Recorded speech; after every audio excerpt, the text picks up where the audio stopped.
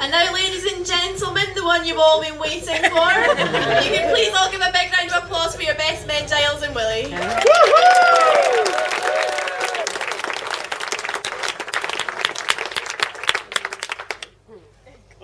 Who's going first?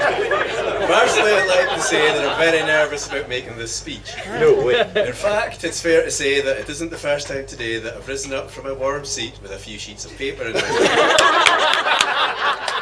The old ones are always the best. Well, before we undertake the customary duty of giving John an uncomfortable few minutes, it's part of the official duty of best men to thank John on behalf of the bridesmaids, Susie and Sarah, and the Flower Girls, Hannah, Madeline, Lucy and Mimi, and, well, Flower Girls stroke Daisy Girls, for his kind words and for having them play a part in this really special day. They really did a fantastic job in getting Jill to the church in time. I heard you put up one hell of a fight. Indeed, their beauty is only eclipsed by Jill herself, who I'm sure you will all agree that she looks absolutely stunning.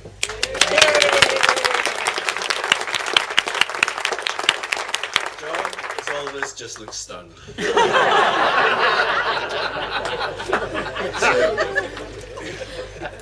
Good afternoon, my lord, sir, ladies and gentlemen. For those of you who don't know us, my name is Willie Whatchafor, and this is Giles What Can I Get You? And we are two of John's closest friends. And when you see us at the bar later tonight, if you could just address us by our full names, that would be great. For those of you who don't know us, then there's no reason to ask, and it's just the same as usual. Now, we have the honour of being John's best man, and an honour it is to be asked to partake in such a role. But the real satisfaction was in hearing John finally admit that we are the best men. We just hope that Jill's parents, Ken and Moira, don't feel too let down by their daughter settling for the third best.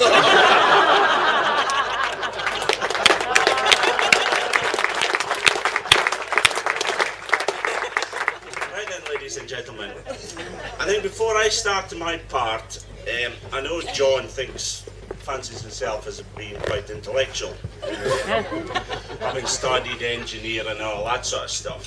So I thought we'll just ask him, because to be fair, he said some very easy questions to answer today, like I do. So today I'm going to ask you another question, John, which we want to answer this before the end of the speech. Now, in fairness, I've obviously heard this speech already. So, some of the things that Willie's about to say to you, it's probably best you've got a bit of distraction during this speech anyway. So, before the end of the speech, John, we want you to answer... I'm sorry, you're at my death side. We want you to answer the question, the anagram of woman Hitler. Okay? So anyway, ladies and gentlemen, as Willie has indicated, it's obviously been quite nervous about doing the speech this evening. But in fairness, the two of us will have spent a bit of time over the last week or so over the phone between Ellen and Yorkshire to get it organised. And yeah, we think we've got just about it right, until we was just about to walk in the tent. And Jill gave us a few ground rules about this evening. 1, don't mention any ex-girlfriends. Well, that's shaved 3 seconds off the speech.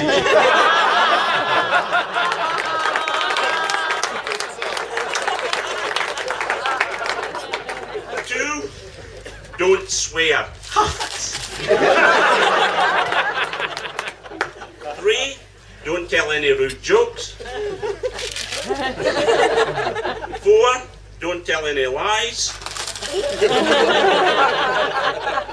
5, do tell lots of positive stories about John. But we didn't have any of them anyway.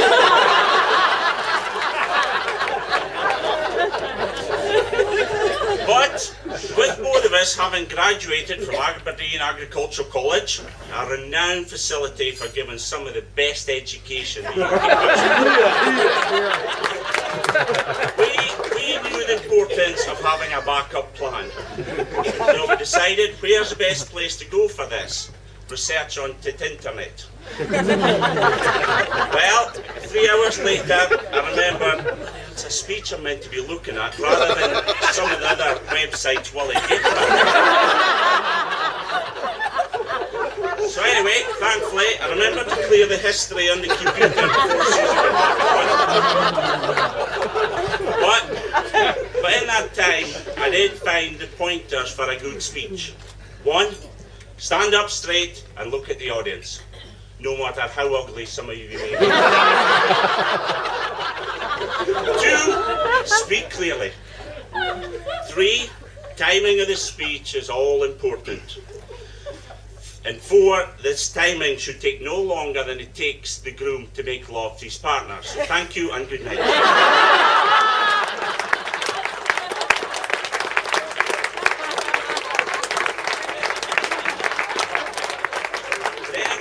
It's been a great honour to be John's best man today on his big day, and as I said earlier, there's been a lot of pressure and a bit stress about carrying this role.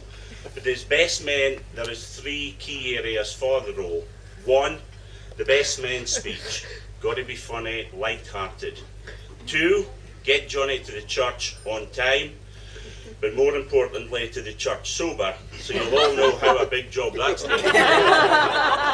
But 3, also get Johnny here looking good. Well, 2 out of 3 ain't bad.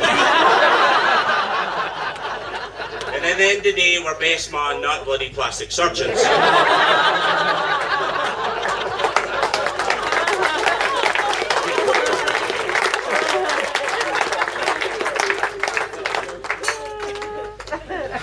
Now, for those of you who didn't know, the Walkers are well-known and respected farmers in the North East.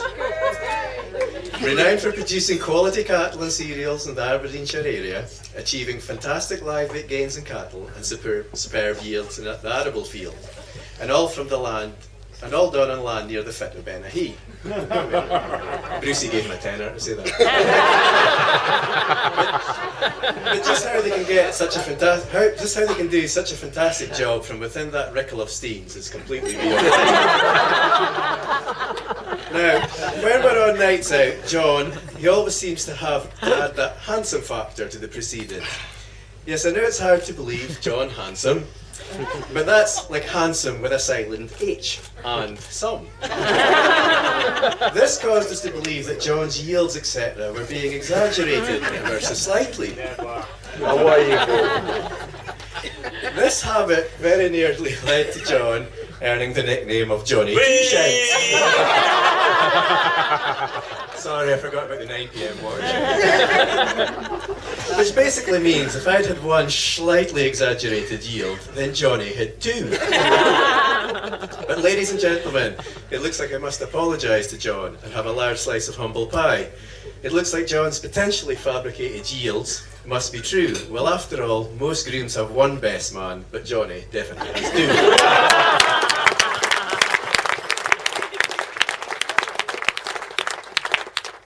Ladies and gentlemen, as it's now become obvious to all of you, there's obviously 2 best men, but I thought it was only fair to share with you how this could have been all different this evening. I need to start, but obviously now know how John and Jill first met. So a lot of you will know Guy, again another well-educated individual having studied agriculture in Aberdeen, was friends with both Jill and John. So Jill had asked Guy if he knew any single rich farmer. Well, when Guy heard the word rich, he knew he would have to head north to Aberdeenshire, where some of the best farming land in Scotland can be found, rather than that chook sour land of Angus and to find himself this rich farmer. He then thought, who is there single in Aberdeenshire? So, two people obviously sprung to mind. Exhibit A, Johnny Walker. And Exhibit B, my good friend Willie Williams.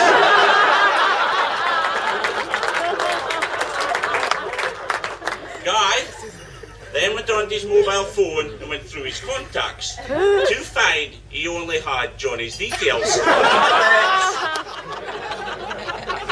So he passed them on to Jill, who then contacted Johnny, and the first date was organised.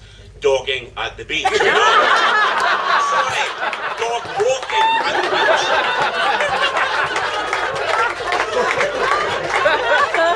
With their beloved Tess and Nuala. So I'm obviously pleased to tell you that all four got on very well. So ladies and gentlemen, you will now understand why today's lineup with the three of us could have been the same, but only in a slightly different way.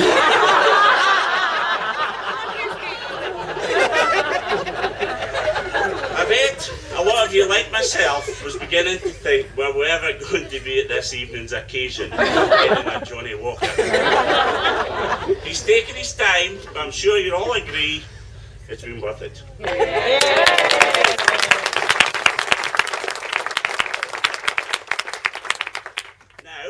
I don't want to infer that Johnny's slow in any way, but when growing up, he's always been quite different from the people round about him. Let's take when he was at school and in primary 2. His classmates were 7 and Johnny was 12.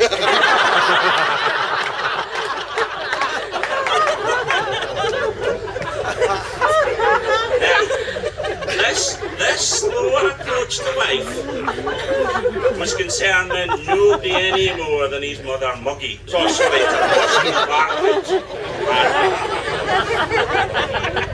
John, as you know, has a very healthy appetite. So Margaret has been wondering for a long time if she was ever going to get anybody to reduce his shopping bill, i.e. a wife for Johnny, to take care of this and his washing and his ironing and all that sort of things. But this big smile on Margaret's face, which I must say is pretty close to even being bigger than that of the bride, who's meant to have the biggest smile of the day, is not down to the fact that she's finally got rid of Johnny, but it's because this slower approach that he's taken to find his special lifelong companion has now meant that the hat that Margaret's had bought for a long time is now finally back in fashion.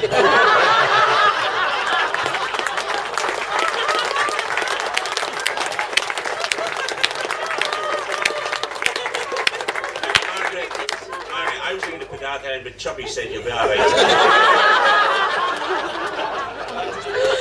There's been a mention or two of Johnny and his love of food and drink.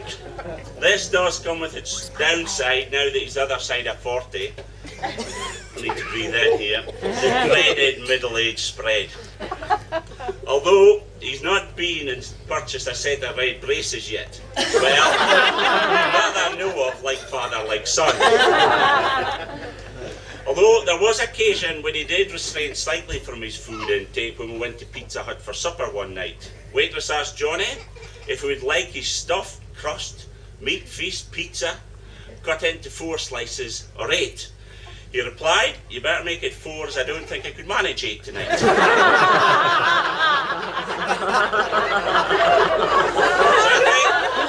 I think we'll all agree that there are no signs of Johnny cutting back his lifestyle love of food and drink. But let's give credit where it's due, as he does participate and enjoy exercise and sport to try and keep himself trim, which I think Willie's going to expand upon a bit more now.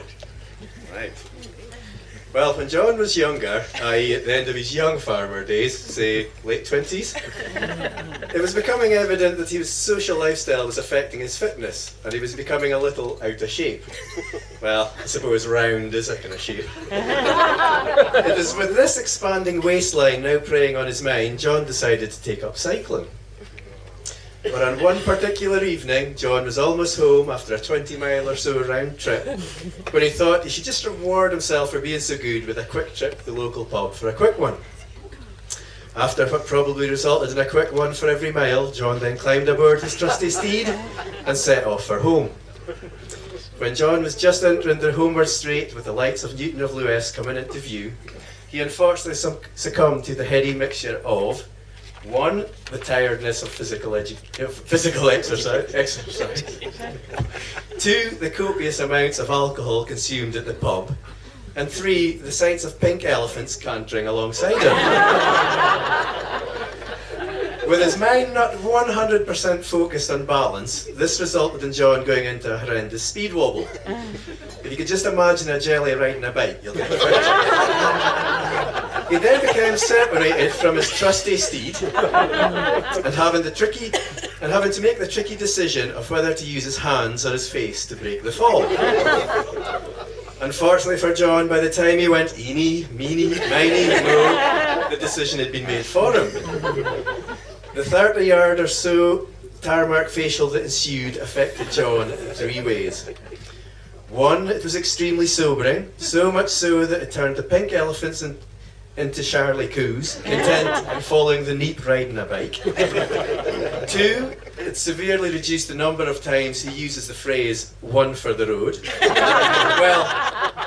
Well, except on occasions when he's leaving Pete Roberts' house and he normally has to crawl up the road. And 3, it was hideously disfiguring, i.e. Exhibit A. No, but seriously, we're glad to see John made a full recovery and regained his rugged.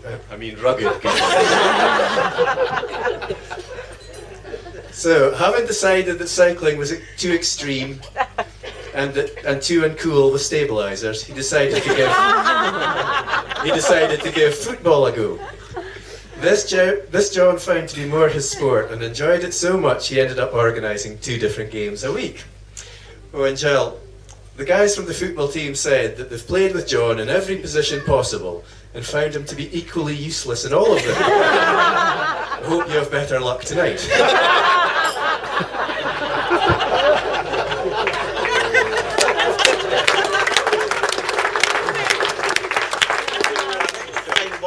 Johnny's been telling me a slightly different story relating to his footballing talents in marriage. He was saying he intends to love and nurture his marriage the same way as he does with his football that he plays 2 nights a week. Says he will be going in fully committed. Plans to score every week. Change ends at half time.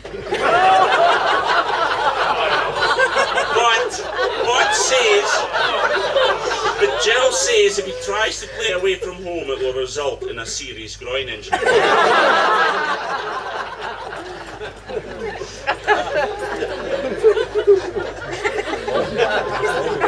Now, during my research, and yes, believe it or not, this was research, I looked into the 3 key elements of the wedding ceremony. First, it's the aisle, the longest walk you'll ever take. Second, the altar, the place where 2 become 1. And third, the hymns, to celebrate the marriage. Now, I hope for John's sake, this explains why Jill was whispering, "I'll alter him, I'll alter him," all throughout the service.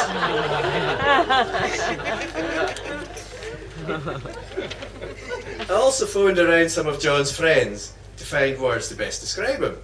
The majority of people replied, "Johnny who?"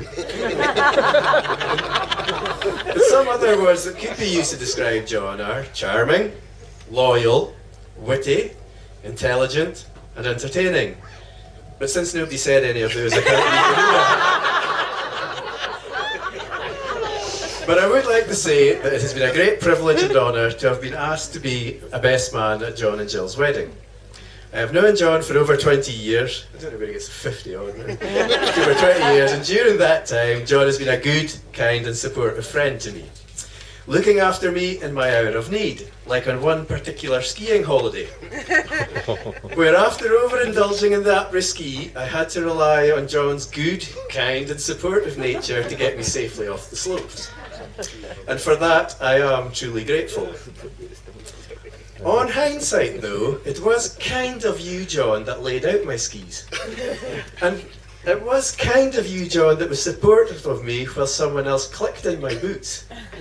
As to who gave me the good, encouraging shove down the hill, that I guess I will never know. Thanks. So anyway, like Willie, Johnny's been a good friend over it stretches, for myself, even slightly further back than the 20 years that Willie's mentioned. I think we go back to Cub Scouts in Ferspa I think I was a Pee-wee. Johnny was in the Owls Patrol. I think a Pee-wee was always slightly better, Johnny. They were the only ones that could climb up on the roof and have a fag.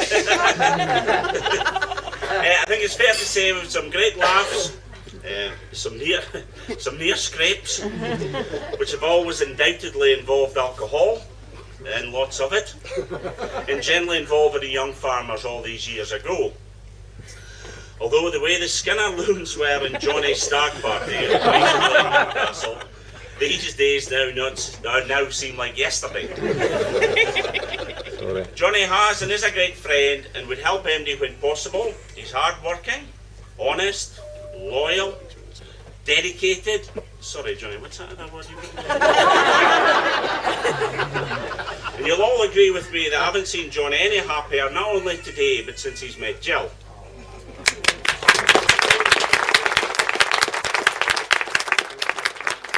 So, as I start around, no, hang on. Johnny, we need the answer to that anagram. Unfortunately, I'm a numbers man, not a word man. Well, I think I'm going to have to hand this across to Willie. Well, Willie, I agreed. This is your bit. I'm too close to a certain person. So anyway, Willie, I'd be delighted if you share with the rest of the Well, actually, let's put it out to the audience. Does anybody know? Mother-in-law. Mother-in-law. Oh, Mother-in-law.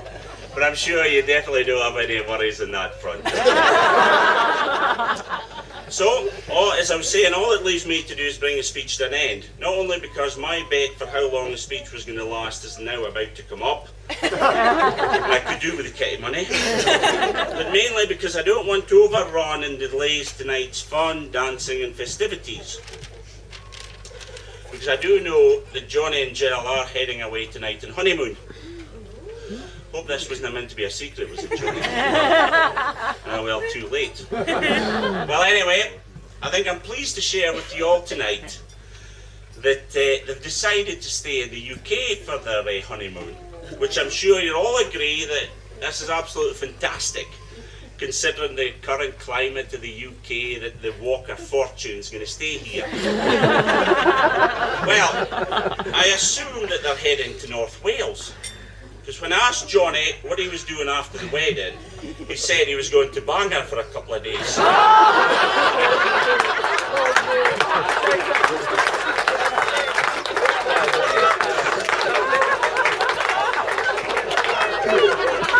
My lord, sir, ladies and gentlemen,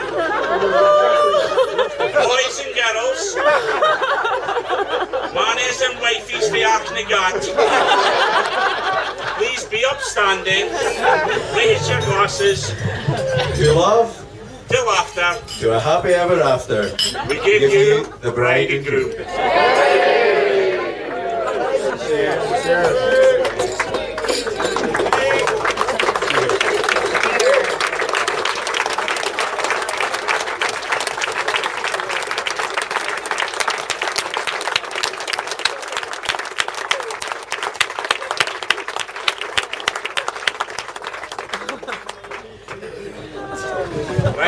Right, ladies and gentlemen, thank God that's over.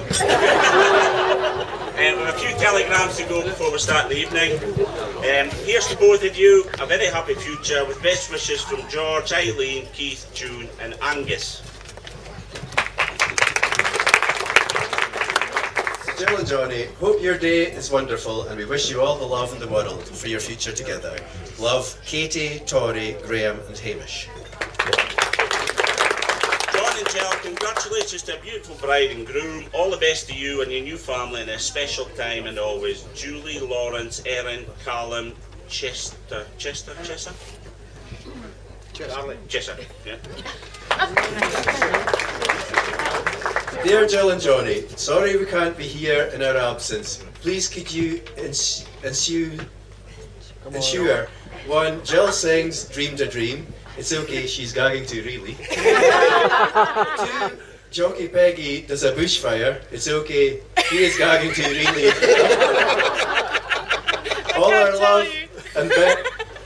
our love and bestest wishes, Lou and Graham. Making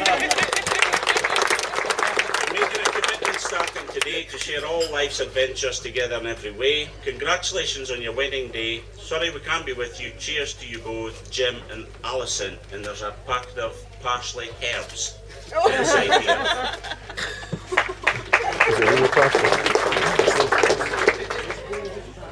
On your wedding day, as you know, Johnny Walker is measured in Jills. So Jill, I guess you have got the measure of your man by now. Have a great day to both of you. Sorry we cannot be there. Lots of love, Clive, Linda, Oliver and Rowena.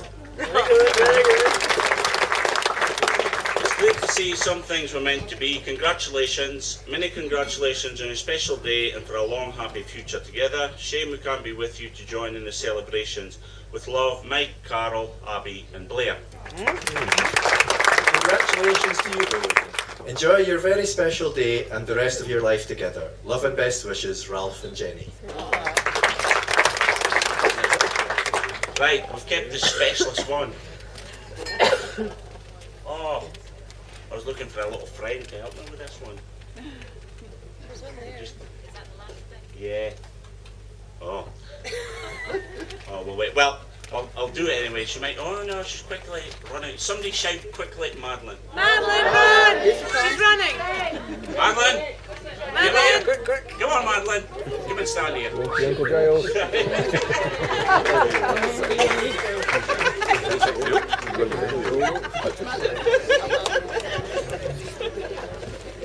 Stand. Right. Madeline created this poem for Uncle John and Auntie Jill. Oh, don't start me. Love makes the world go round because all you need is love. Love brings happiness. Love is a melody that soothes you when you are asleep. How do I love thee? Let me count the ways. Love from Madeline.